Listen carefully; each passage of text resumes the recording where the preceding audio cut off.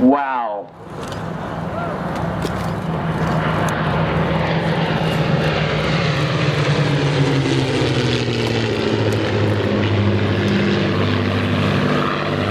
That is a superb sight.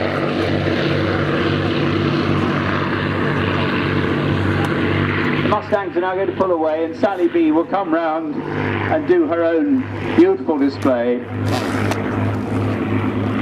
And what we were doing there, of course, was the thing the Mustang was best at.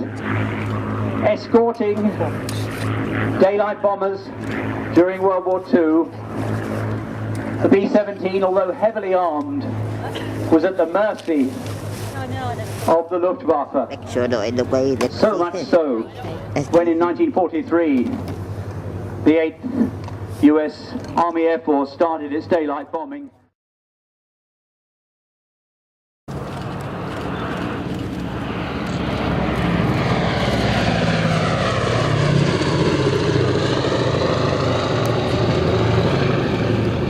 Regan, was he down? Eventually the B-17 was fitted with 13 guns throughout its airframe, but it always remained vulnerable to head-on attack.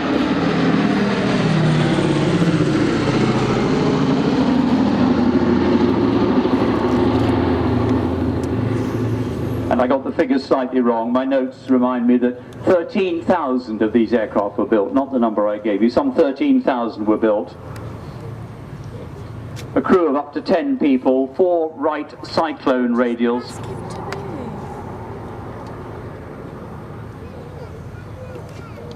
$30-ton max takeoff weight.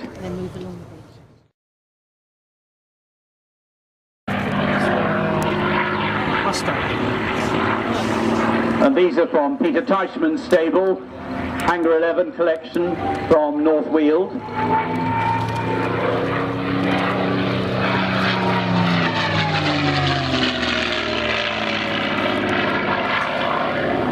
Still listening.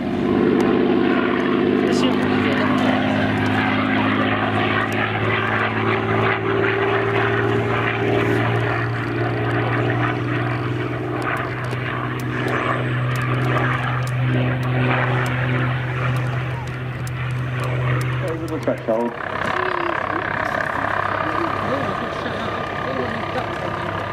Oh, it's beautiful. Now he'll be very pleased with that, Dave, because when he landed before, I said, "Oh, you look magnificent." He said, "No, I didn't, I bounced it." And I think, what a modest man. He didn't bounce it at all, it was the bumpy grass here. But that was a beautiful landing at quite high speed. And here comes the second P-51 with Maurice Hammond, the owner, flying it. This one, Marinelle. Lovely photograph of Marinelle in front of a Steam Express in this month's Aeroplane magazine. Over Norfolk.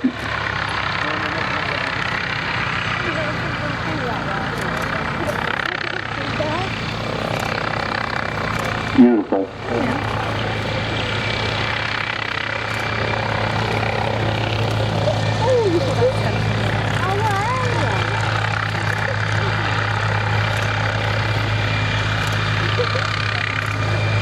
I see the police helicopter joining us. I presume he's actually working.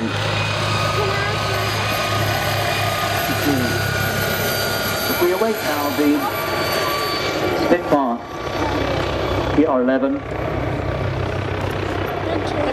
and the Hurricane, who you can probably see behind us, just north of us, near Mill Hill.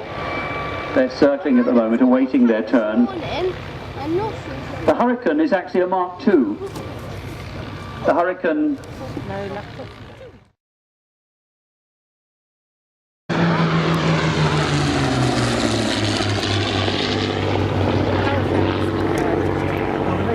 The PR Spitfire in that lovely blue colour scheme. Every word. Photo reconnaissance, PR. A lot of valuable work done, very high altitudes. These aircraft would fly, hopefully undetected at high altitude, taking photographs in Allied forces and the Japanese enemy in Burma. tropical conditions, heavy rains, monsoons, jungles.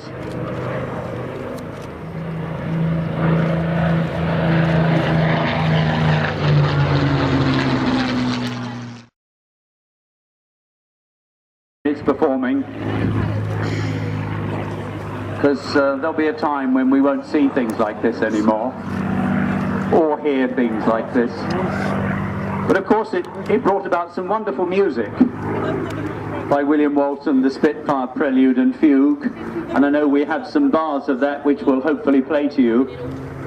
But it also brought about a fantastic poem. And it's not possible to watch this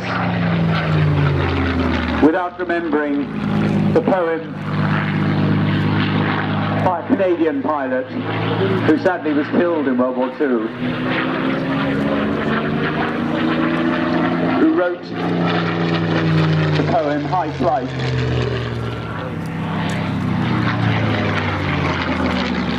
And while with silent lifting mind I've trod the high, untrespassed sanctity of space.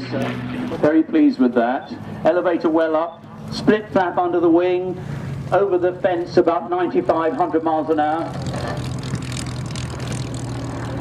As the Hurricane comes by again. Do go to Brooklands and see the Hurricane that's being rebuilt there. It was one of a number rescued from Russia by our own Jim Pierce. Jim's got 2 aircraft here today in the static park. The message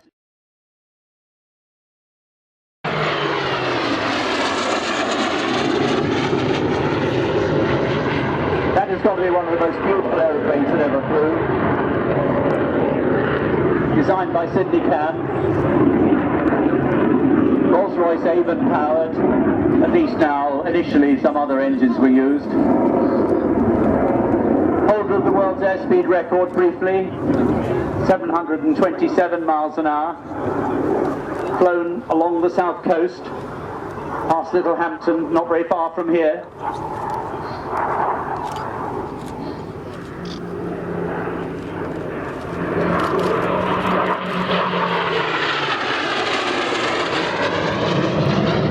Britain conflict. Now we're going to be doing more of that later when we have our scramble. I'm assured that we're going to win this year. I hope we do. But in the meantime, we have other World War II things on our mind.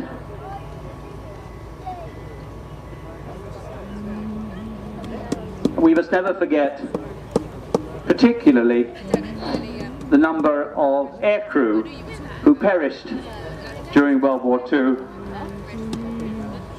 Some various areas where they were going to light the Fido by each outlet. There was a little hole and they had your name on it. In my case, my father's case, Squadron Leader Henderson. And in that hole was placed a bucket. And the Batman was sent out to bring the bucket back just before they lit it. So that way my father was able to keep his Morris 8 going throughout the war. The engine was completely knackered at the end of the war because it wasn't really designed to run on 130 octane. But it gave them some meagre opportunities to see each other, that being my father and mother.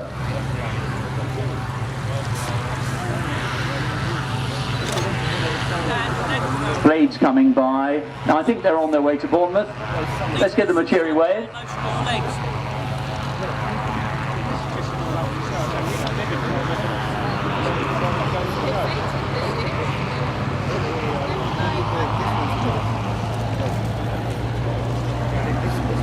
The way you're standing, dog, back on your legs are red.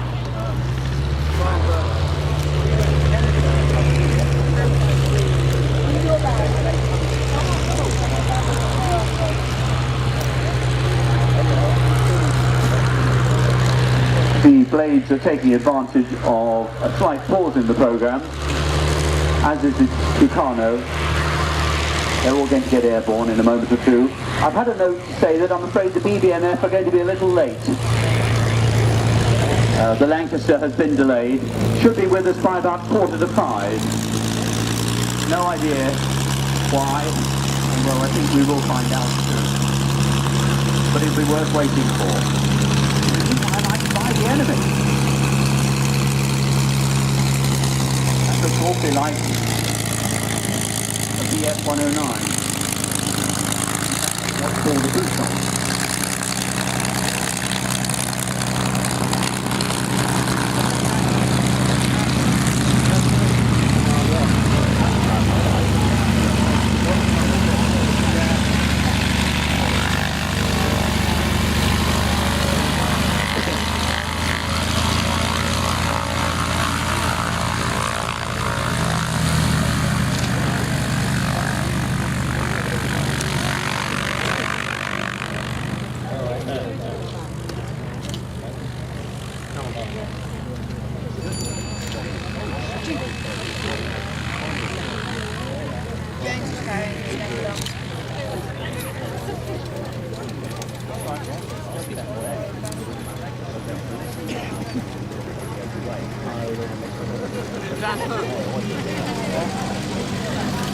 Hell, that's